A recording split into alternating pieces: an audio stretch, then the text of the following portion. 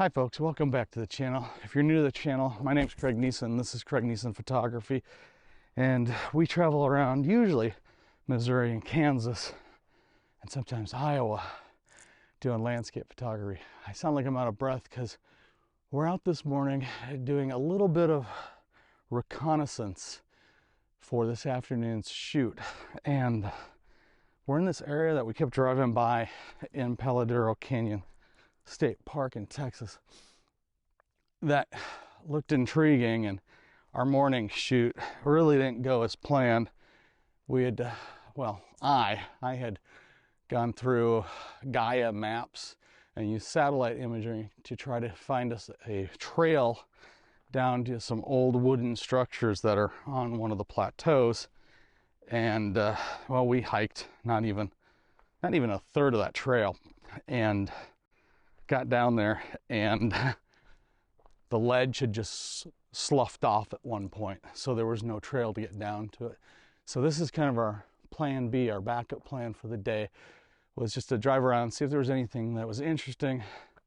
We know from the past few days of being here that once the sun gets over the eastern ridge, it gets incredibly harsh this time of year for photography down here. So we decided to do some reconnaissance of this rock garden area and see what photographs would be here for this afternoon when the light is coming in from the west, lighting this up, giving it some nice glow.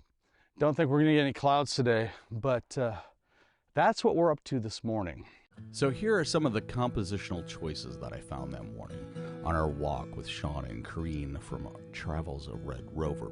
We walked a little bit. We'll talk about that a little bit later here. Some of the compositions I found, the choices didn't work well when we returned. I'll also probably talk about that in a different video. Some of them would have worked really well in the morning light that we had, and most of them did work out in the afternoon light. It was a great walk. There were tons of choices in the field. I probably should have just gone ahead and shot handheld like Shawn was that morning, but the light was getting so harsh, so fast. So, hedge your bets. This is where, in the comments down below, I'd love to see which ones of these compositions you think made the final cut for afternoon photography, which we'll be going over in 2 separate videos because the afternoon shoot was really frantic and actually fairly long for being so frantic, and we had a lot of fun. So stay tuned for those videos coming up in future weeks here. Here again, let me know which ones you think made the cut. Which ones did I go back to and photograph in the evening light and in the blue hour? So this has been some really good reconnaissance for later on today. The light's getting really harsh out here. Yeah. But I found some stuff. What do you find anything? Oh yeah, definitely. We're in the rock garden section of Paladero Canyon. It's the rock garden trail, and there's a whole bunch of, obviously, rocks around here in different positions against trees and things like that. So I think there's going to be plenty of compositions here that we can use. Yeah, there's tons of them. And so when exploring a new area like this, sometimes in advance I'll do some satellite stuff with GAIA GPS, Google Earth, that type of stuff, and then try to do like a trail of my own by using the satellite to see where there are like goat trails or people trails that usually aren't normally marked.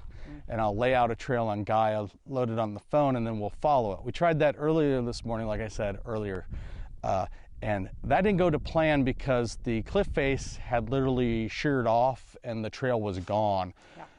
No walking that way. Yeah, so this was plan B. We came down here to the rock garden area here in the state park and started hiking around. I've been using GAIA to track the trail that we're on, and if there's any offshoots, I drop down waypoints to get me back to a location where I see a bunch of photos. Plus, you can take a photo in GAIA and it will GPS it right on your map so that you can get back to it fairly accurately later.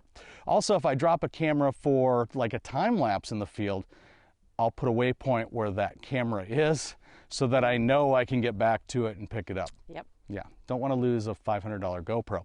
No. So, but we're going to do a little bit more exploring and see what else we can find. Yeah. So this is GAIA GPS.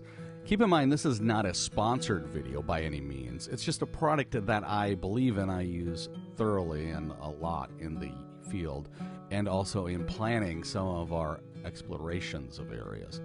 This is the track that I laid down that morning on our hike with Shawn and Corinne from Travels of Red Rover. You'll notice that I'm showing you some of the photos and also that waypoint. I believe that waypoint was actually laid down in the afternoon when I dropped a camera.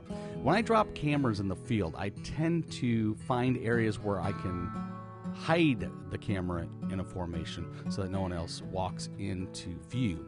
I found this to be a problem down in Arizona. I used to drop the camera right next to me and people would come up and talk to me, so they'd walk right through it.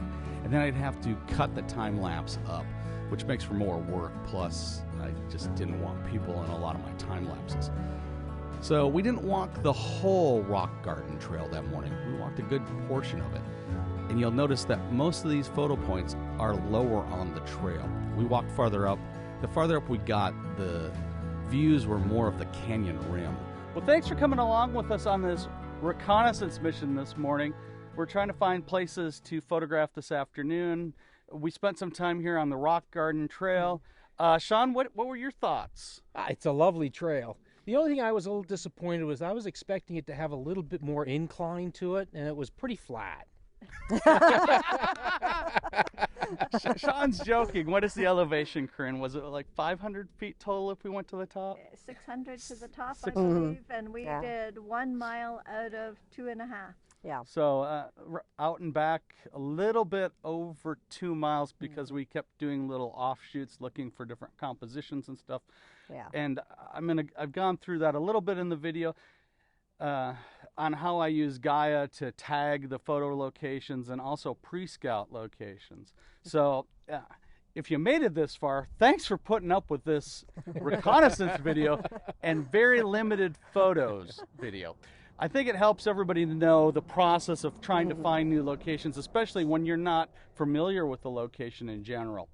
And if you haven't yet done so, hop on over to Shawn and Corinne's channel, Travels of Red Rover. Check them out, give them a subscribe, like, and all that good stuff. Give them some love. And thank you so much for watching. It means a lot to all of us. It's why we do this. We're trying to build a community of photographers that can share experiences out there in the wild. Yep. If you haven't yet done so on my channel, go ahead and hit that subscribe button down below. Hit the bell for notifications. Ding! And then give us a big thumbs up. Thank you so much again for watching, and we'll see you next time. Bye. Bye. Bye for now.